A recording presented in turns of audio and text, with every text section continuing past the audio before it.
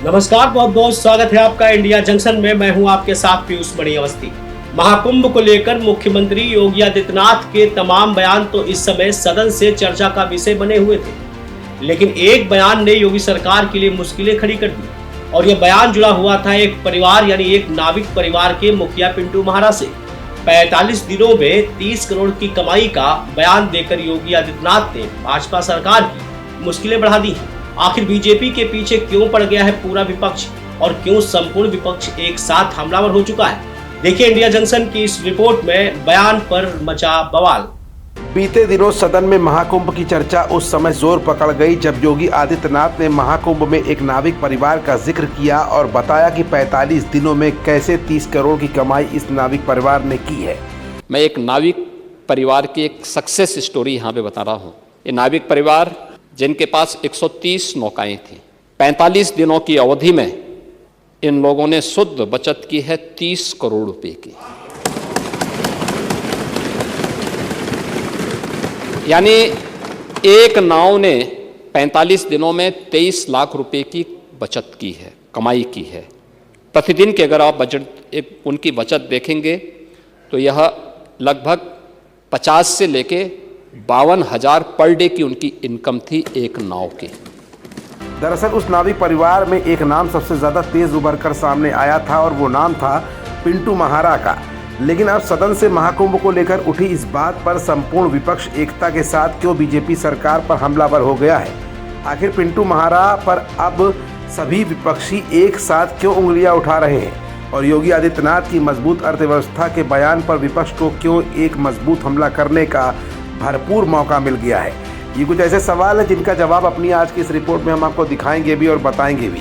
दरअसल 45 दिनों में 30 करोड़ की कमाई करने वाले पिंटू महारा को लेकर अब राजनीति भी उत्तर प्रदेश में गर्मा गई है। इसी मामले में अब समाजवादी पार्टी सहित विपक्ष ने दावों की जांच की मांग की है और ये भी आरोप लगाया है कि पिंटू का आपराधिक इतिहास रहा है। सपा प्रमुख अखिलेश यादव ने सोशल मीडिया प्लेटफॉर्म एक्स पर इस बारे में पोस्ट किया है। अखिलेश ने अपनी पोस्ट में कहा कि इस समाचार की सच्चाई की पड़ताल हो। अगर सच में एक परिवार ने महाकुंभ में अकेले 30 करोड़ रुपए कमाए हैं तो जीएसटी कितना मिला ये भी तो बताएं। पाताल खोजी, पहले पता कर लिया करें फिर महिमा मंडन किया करें। पूर्व मुख्यमंत्री ने कहा कि पहले ठग से एमओयू कर लिया, अब नामजद के नाम की सदन में बंद आंखों से तारीफ कर दी, अब तो आंखें खोलें। इन्हीं सब वजहों से ही भाजपा सरकार में अपराधियों के हौसले बुलंद हैं। अखिलेश ने एक समाचार भी साझा किया जिसमें आरोप लगाया गया कि महारा का आपराधिक इतिहास रहा है। उधर अखिलेश सरकार पर बरस रहे थे तो इधर कांग्रेस ने भी मौका नहीं छोड़ा। कांग्रेस के प्रमुख अजय राय ने भी सवाल उठाया कि 45 दिनों के महाकुंभ के दौरान श्रद्धालुओं को लाने ले जाने से एक परिवार इतनी संपत्ति कैसे जुटा सकता है।